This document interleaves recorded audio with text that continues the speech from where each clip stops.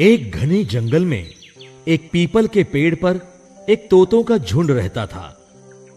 शिकारी कभी उन्हें पकड़ता तो कभी उनके बच्चे ले जाता। इसलिए एक दिन उन्होंने दूसरी जगह जाने का फैसला किया। उन्होंने दूर एक ताड़ का पेड़ खोज लिया। यह पेड़ बहुत ऊंचा होने के कारण शिकारी का उस पर चढ़ना मुश्किल था। झुंड के मुखिया ने सभी तोतों को घोंसले बनाने का काम शुरू करने के लिए कहा। सभी तोते नई जगह को देखकर बहुत खुश हुए और खुशी के मारे चहकने लगे। लेकिन मुखिया सावधान था और अब भी उस नई जगह की जांच कर रहा था। अचानक उसने उस पेड़ के पास एक छोटी लता को देखा। उसने सभी तोतों को नीचे बुलाया। आओ, आओ, जल्दी नीचे आओ। इस पेड़ के पास जो लता है उसे अभी निकालना होगा। सारे तोते घोंसलों में आराम कर रहे थे। वो अपने घोंसलों से ही नीचे उगी उस लता को देखने लगे और कहने लगे, मुखिया जी, आप यूं ही चिंता कर रहे हो। ये छोटी सी लता हमारा क्या बिगाड़ेगी?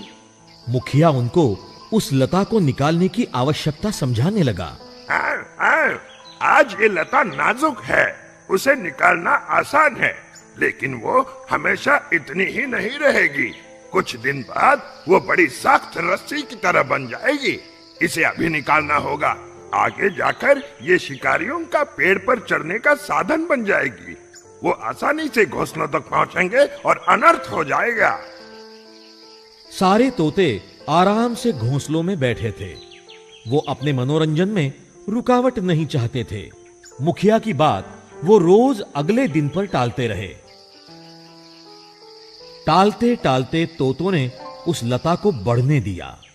कुछ दिनों बाद लता बढ़कर मजबूत बन गई। अब तोतों ने उसे निकालने की कोशिश की, पर वो उसे नहीं निकाल पाए। एक दिन जैसा मुखिया ने कहा वैसा ही हुआ। एक शिकारी वहां आया। उसने उस मजबूत लता को देखा। उस लता की सहायता से वो बहुत आसानी से पेड़ पर चढ़ गया। पूरे झुंड की आंखों के सामने वो उनके घोंसलों से सारे बच्चों को निकालकर ले गया। सारे तोते सिर्फ देखते रह गए और कुछ नहीं कर पाए। इस घटना के बाद सारे तोते वो पेड़ छोड़कर चले गए।